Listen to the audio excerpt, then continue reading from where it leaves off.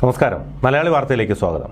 ഉമ്മൻചാണ്ടിയുടെ നിലവിലെ അവസ്ഥ തുറന്നു പറഞ്ഞ മകൾ മരിയ ഉമ്മൻ ഇപ്പോൾ ന്യൂമോണിയയുടെ ചികിത്സ നടന്നുകൊണ്ടിരിക്കുകയാണ്. മറ്റൊരു ചികിത്സ നടത്താനാകില്ല. പുറത്തു കേൾക്കുന്ന വാർത്തകളെല്ലാം വസ്തുതാവിരുദ്ധമാണ്. മഞ്ഞൾ വെള്ളം കുടിപ്പിക്കുന്നതിനെക്കുറിച്ച് ചോദിച്ചപ്പോൾ ഞാൻ എന്ത് പറയാനാ, നിങ്ങൾക്കെല്ലാം അറിയാമല്ലോ, ഞങ്ങൾ ചെയ്യാവുന്നതൊക്കെ ചെയ്തിട്ടുണ്ട്. എയർ ആംബുലൻസ് എന്തിനാ, അഥവാ പോവുകയാണെങ്കിൽ തന്നെ നോർമൽ ഫ്ലൈറ്റിൽ പോയാൽ മതിയല്ലോ എന്നും മരിയ ഉമ്മൻ മലയാളി വാർത്തയോട് പ്രതികരിച്ചു. അദ്ദേഹത്തെ സ്നേഹിക്കുന്ന ലക്ഷക്കണക്കിന് ആളുകൾ ഇവിടെയുണ്ട്. അതുകൊണ്ട് തന്നെ അവരെല്ലാം വലിയ ആകാംക്ഷയിലും ദുഃഖത്തിലുമൊക്കെയാണ്. അവരെ ഓർത്തെങ്കിലും ഞങ്ങളെ വെറുതെ വിടൂ. അപ്പയ്ക്ക് ഇൻഫെക്ഷൻ വന്നത് തന്നെ കൂടുതൽ ആളുകൾ കാണാൻ വന്നതുകൊണ്ടാണ്. അപ്പ എപ്പോഴും ജനങ്ങളോടൊപ്പമാണ്. അദ്ദേഹം രോഗാവസ്ഥയിലും എല്ലാം തുറന്നു പറഞ്ഞത് നിങ്ങളെല്ലാം കണ്ടതാണല്ലോ എന്നും മരിയ ഉമ്മൻ മലയാളി വാർത്തയോട് പറഞ്ഞു. സാറിന്റെ ഇനിയിപ്പം എയർ ആംബുലൻസിൽ അങ്ങോട്ട് കൊണ്ടുപോകുന്നൊരു വാർത്ത കേട്ടോ? അപ്പൊ അതൊന്ന് അറിയാനായിട്ടായിരുന്നു. അങ്ങനെ വളർത്തുന്നില്ല. ഇവിടെ ഇപ്പൊ ന്യൂസിൽ ഈ ന്യൂമോണിയയുടെ ട്രീറ്റ്മെന്റ് ആന്റിബയോട്ടിക്സ് എടുത്തോണ്ടിരിക്കുക. ഡോസ് തീരാതെ നമ്മൾ എങ്ങനെ ട്രാവൽ ചെയ്യും? ആരാ ഇത് വെറും തെറ്റായ വാർത്തയാട്ടോ. ആരാ പറഞ്ഞു?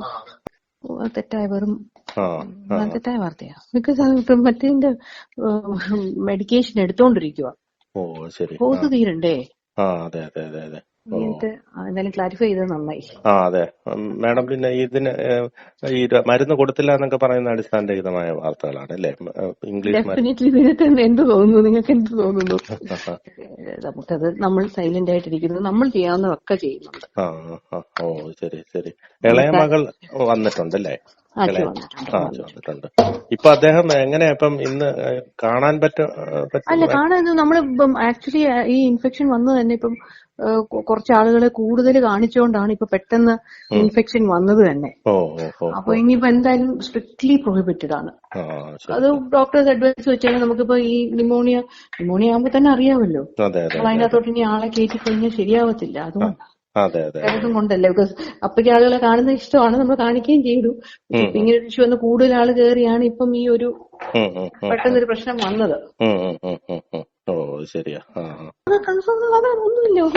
എയർ ആംബുലൻസ്, ഇത് എവിടുന്ന് എയർ ആംബുലൻസ് ഒക്കെ വന്നു? ഞാനിത് ആദ്യമായിട്ട് എയർ ആംബുലൻസ്.